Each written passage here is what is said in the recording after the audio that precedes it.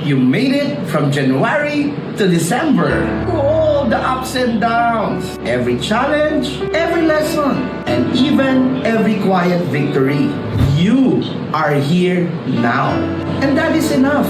2025 had its moments. Some days felt heavy with stress, doubt, or even fatigue. Some months brought surprises, some even setbacks. And each moment was a step forward.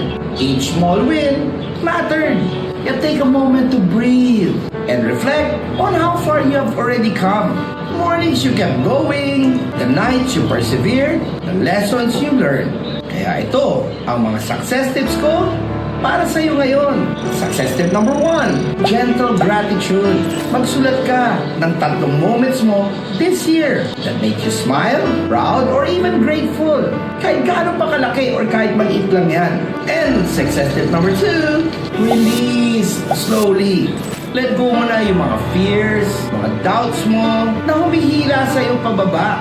I-visualize mo na nawawala na sila unti-unti. Parang clouds na nagpa-part ways na. And success tip number 3, ngayong 2026, mag-set ka ng mga soft intentions. Isipin mo yung 2026, not just as a to-do list, but as a garden. Ano gusto mo itanim? Healthy body ba? Siyahan, focus, or even abundance. Picture it in your mind flourishing naturally. Celebrate yourself. Survive ka, nag-grow ka, at natuto ka.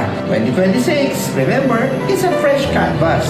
Approach it with calm energy and quiet confidence. So, ano yung mga goals mo for this coming 2026?